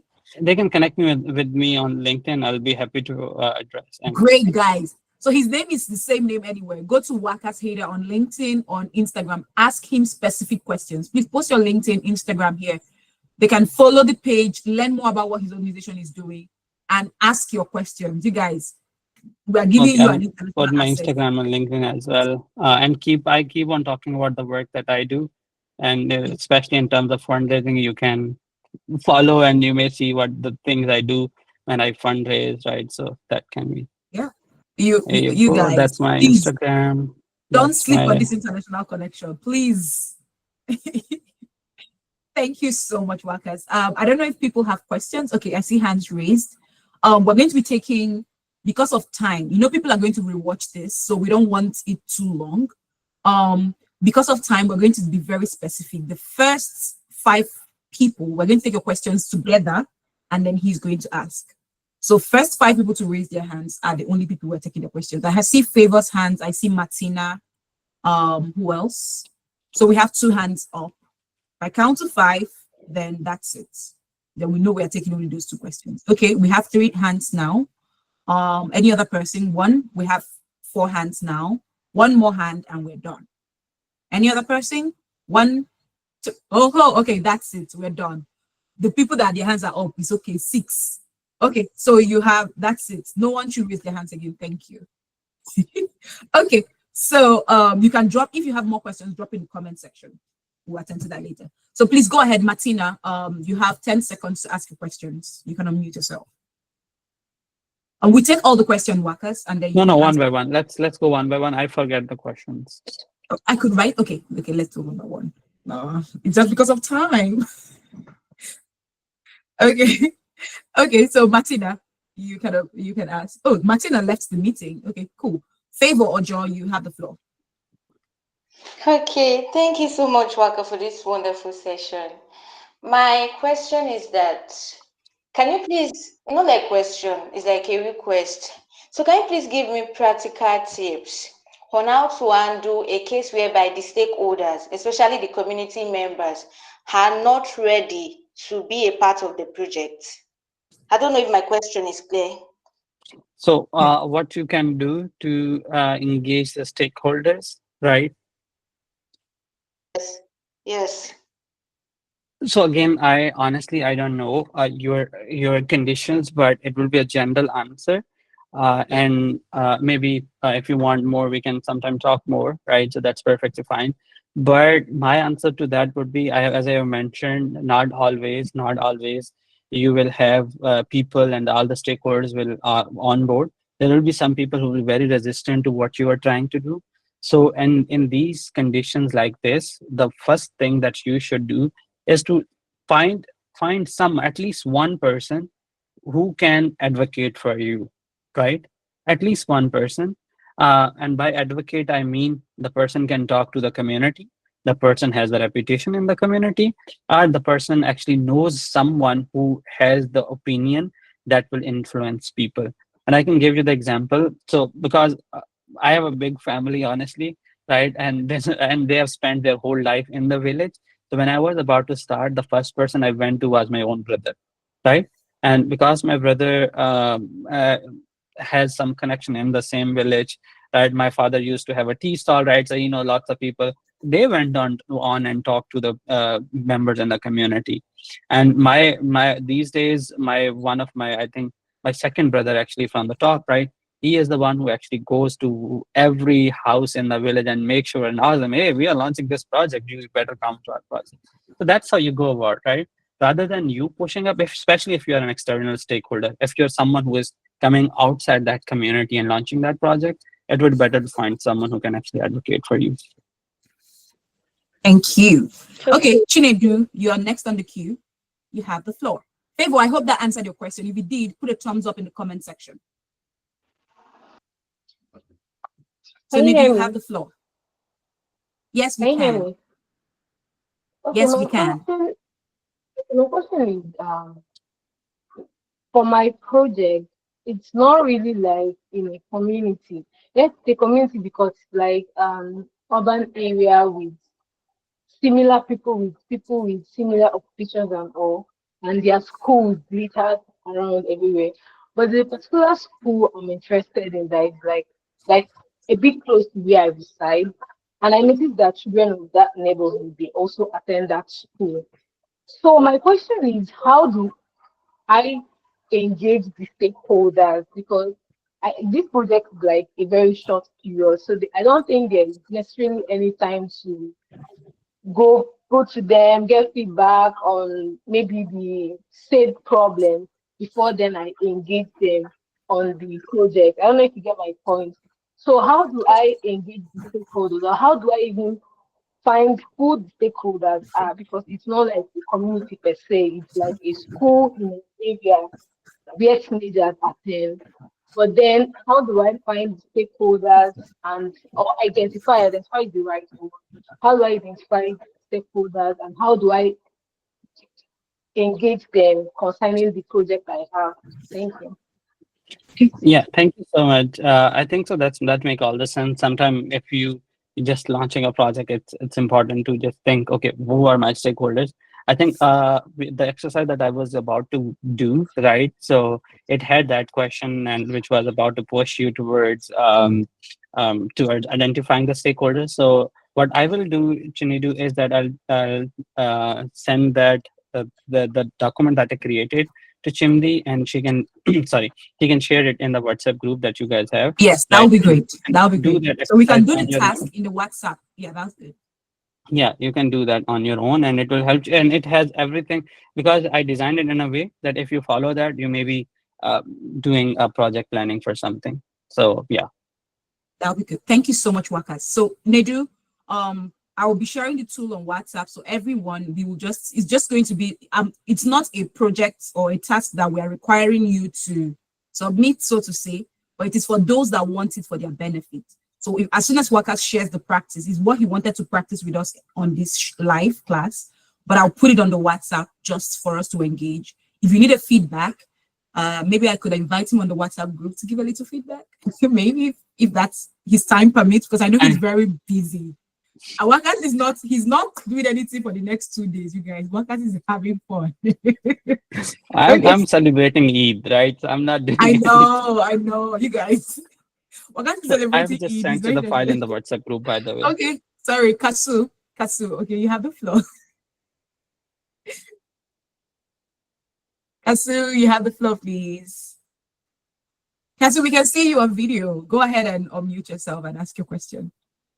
1, 1, 2, 2. 3, 4, 5. Okay, we're moving on to Henry.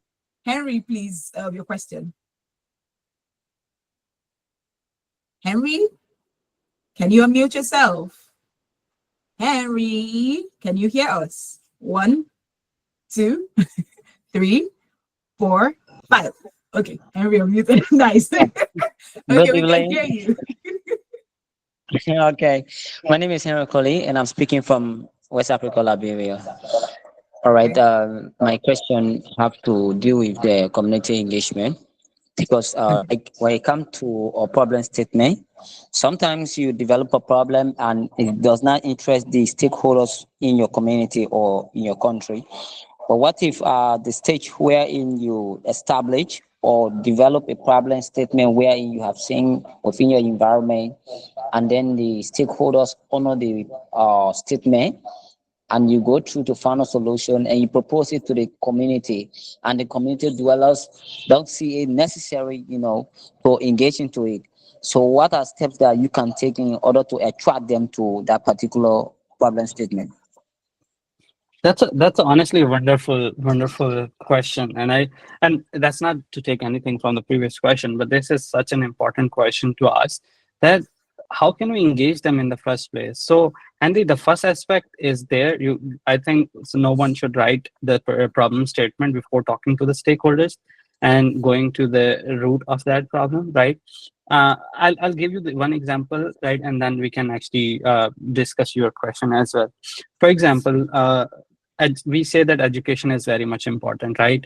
Is there any disagreement with that? No, right? So education is important. But the thing is, think from the perspective of a family, right, who doesn't have any resources at all, right? So for them, the first priority is the food, right? Then they can think of the education. We can talk about Maslow's hierarchy, though that is also disagreed a lot, but at least everyone agrees with the basic, the bottom of that thing, which is they need to meet the basic need, which is food, shelter, right? So they should be met. Then they can think of whether they want to send their children to school. Why we have a higher rate of sending children to the workplaces, right? Underage girls and boys working, just because the food is the first priority for them, right? So that is something that once you are able to focus on that, then it's important. Now your question, that so maybe you are having a project for which you can't actually give them the food, right? But your project is an environment. So how you should do that? again, the thing is that you have to make a way to show them that there is a positive impact on their life. I know climate change or something of these projects will never yield quick results, but can you find a way to do something indirectly that will help them toward a bigger goal? For example, we talk about plastic reduction, right? So, okay, you say, hey, don't use plastic. It's environmentally unfriendly. Don't use plastic. This. They'll never stop doing that because they don't see the outcome. They don't see the positive impact on their life. So is there a way you can actually reuse that plastic, and every bottle they give you, can you pay them something of that? So I'm just giving example, honestly. So find a way to actually go about and giving them and showing them the positive effect. Again, my project in the school, let me tell you that still we are struggling because people are not seeing the impact of that thing. And recently, what we have started doing is that why we launched our own social clothing brand, because we wanted to give at least some money to the kids who are learning and who have graduated, so that people know, hey, there is some benefit of doing that as well. So that's how you have to find multiple ways to show that the impact of your project can be long term, but is there a way you can give them a little successes in that aspect? So giving them little aspect, you can engage them. And you have your, if you have a follow-up question, I think you'll raise your hand. Yeah, I don't think we have time for his follow-up question. If he does, he can ask you directly, right? So I think we'll take the last question because of time. We are almost 1 hour out of our time. So we have Lucene. Please ask your question in 10 seconds. And Waqas will answer in 15 seconds. All right. Good evening. I hope you're getting me. Okay. Yeah, cool. I'm speaking from Liberia. Yeah, Speak my up. questions have to do with this. Try engaging with a project and in a high school, right? Especially on gender-based violence. But let's say, got to understand that the students that I'm friendly with, that's the people that have been victimized, all right, in case they are not, let's say, in a mode of working with me to see how best that particular project can be, yeah, can be implemented. Let's say they are not in line with what I'm trying to push. So I don't know how can I fight such a fight, or how can I try to be successful in such projects. So, Lozana, I hope I'm I pronouncing hope I your was name right. understood. Sorry. Was that understood? Okay. Yeah. So the thing is that, see, your question is the same as Henry, and I think there's a lot of other people may have this question. There's not lots of buy-in from the people, right? So that is the major problem, and this will always be the problem from when you're launching a community project, right? Because you're doing something very different. You are doing something that is breaking the status quo. You're doing something that is going against the normal norms of that community. And again, as I said, you'll always face some constraints from the community, from lots of other stakeholders, right? So the first thing that you have to focus on in that aspect is that sorry, I'm having a call, that's why I got distracted, is to I lose the track of my thought. Give me 1 second. Yeah. So is to actually find some stakeholders, someone to help you just start first. So if your aim is to target 20 students in next and to have a 20 students class every year, just start with just one person, right? You don't have to just start with exactly 10 people. Honestly, the capacity that art school had, I'm sorry, I'm giving you example from my own school because that's a real thing that I can example. So initially our capacity was 30 something girls, right? Guess how many girls we got in the first cohort? 5, right? And then I had to just ask my all family members to just come and join the classes because I wanted to show that our classes are fulfilled, right? So the thing is that you have to just start from somewhere. Maybe just teach one kid, make that kid an example of success for you, and then you will start getting the buy-in. So that's why I said the social problems are very complex. You can't just go out and say, hey, I want to solve this in one day, right? It took me 5 years to just have a cohort every year of 15 to 20 girls, right? So that's how it is, right? So that's how you go about things. Thank you so much, Waqas. I really, really appreciate that. Henry, can you say what you want to say in 10 seconds? 10 seconds, Henry. I just wanted to make an input. Okay, 10 seconds, please. Of course. Thank you. Regarding to the question raised by Lusme, during my assessment, I had social experience where I went to make a assessment on drugs abuse, and then the drugs, those that are taking the substance, I have to engage them in a way where we can dialogue and understand what is the problem and why they are what they are. And they were not giving me the chance, but I used my second thought, which is the persuasive method. So I engage them in a way. I have to act like one of them and then convince them to understand that what they are taking in, it is not really the problem, but the problem is developing from another place. I have to lead with the people that are bringing those drugs in. So I have to behave like one.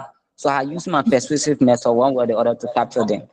So I think when you are using persuasive method one way or the other to get at such people, when you bring problem to them, I think it's another way for them to cooperate with you. Okay. That's wonderful. That's wonderful. Okay, thank you so much, Waqas. Please let's appreciate Waqas, guys. Let's appreciate Waqas. I'm sure you cannot pay for Waqas' 2 hours of his time. I'm sure you cannot pay for 2 hours of Waqas' time. Thank you. Thank you so much, Waqas, for your wisdom, for sharing your experience and sharing your tools as well with us. And we are deeply grateful. I know we have extended, but I think it was worth it. This is the essence of doing this, is just in case people want to watch it. So it's going to be easy for them to, sit down. And in case in the future, these links are on YouTube. In future, if you have anything, a challenge you're facing, you can come back and watch a clip of this video and something like that. That's why I insisted we go through everything. So, but thank you so much, Waqas, for your time. I can't pay for your time, and we're grateful. I'll ask later on. Yeah, I'll definitely ask. Thank you so much, everyone. Thank you so much. Please, you guys, appreciate Waqas once again. Please appreciate him. And go and see more of his work. You have access to him. Thank God for this platform that we have. Thank you so much, Waqas. I just wanted to say something. Thank you so much for telling us the need to do that community asset, because sometimes the projects you may want to give a community may not be exactly what they need, just like Waqas said. That thing that is burning in your heart may not be the burning solution for that community. So sometimes you may need to do a needs assessment, just like some of you are doing already. So find out what the community needs and keep your own solution and listen to them sometimes. That could help you. Yeah. So thank you so much, guys. I don't know if Nenya, you have anything else to say, or any team member. Is there any important announcement? I think I have an announcement to make. Nenya, do you have anything on your end? Not from my end, just on behalf of the team. Waqas, thank you very much for being here. And we had a great, engagement throughout. People are just, very pumped about this meeting. But not to move this further, but just thank you for your time, for your knowledge, for your willingness, and thank you to everyone for engaging. Thank you so much. Amazing, guys. So, like I said, we have an announcement, and the announcement for the remaining, those of you that are still remaining on the call, we are broadening your project, because I heard some people are having challenges finding the right schools to go to and right places to go to. So what have we done? Now, I know initially we said it has to be a school or a church or a mosque or any children organization at all. You can go. It can be one child. It can be children in your neighborhood. It could be children in your compound. It doesn't have to be a structured place, right? And you can do it as a one-off project. We're just challenging you to apply what you have learned. If you want to wait till the last live class, which will happen next week, I will be sharing a tool, our body safety tool, which we are going to be giving to all of you free. The body safety tool is worth $25, but we are giving you all access to it for free. For all the participants in our, please give us a hand. Give this organization a hand, because some people have paid for that. It's not free.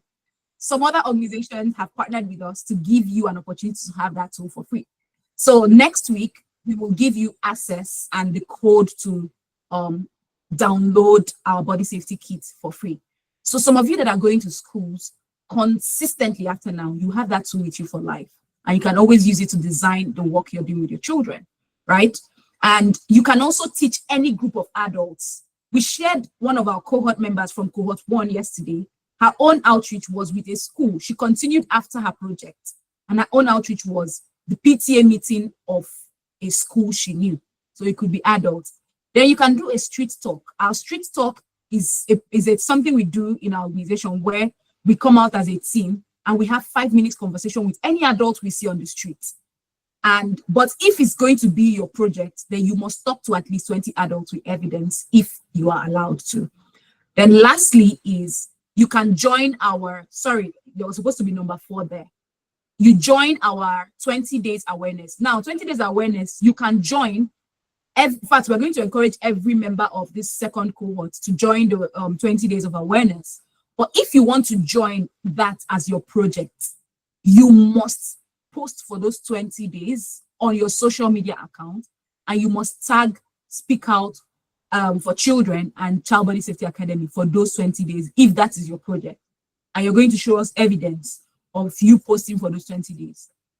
So when you're doing your report, all these things I announced now is going to be uploaded on the website on how we have broadened the project. So you now have 4 ways to do your project, not just 1 or 2 ways anymore. So please applaud us for that. Thank you, guys. Okay, with that said, I don't know if there's any other announcement team that I'm missing out on. Thank you once again, Waqas, if you're still here. We're absolutely grateful. Guys, thank you. I see so many of you and how much work you're doing on your project. Thank you for not taking this lightly. People paid for you to be here.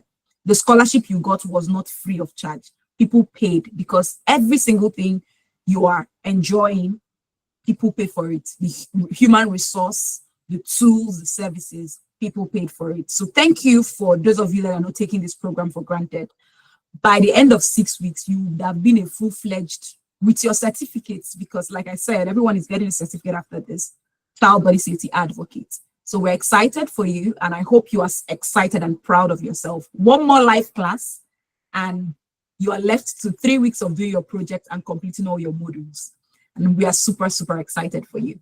So thank you, guys. If you have any other question, feel free to send a DM to any of the admins on the page and drop it on the page as well. Now, go to our WhatsApp, as we always do. Tell those that did not attend this live class what they missed. Go to the WhatsApp and tell them what they missed. Thank you so much, guys. And it's going to be a wrap. See you guys in class. Bye. Bye. You can leave. Bye. Thank you. Thank you so much, guys. Thank you. Have an amazing weekend. Enjoy your weekend. Have fun.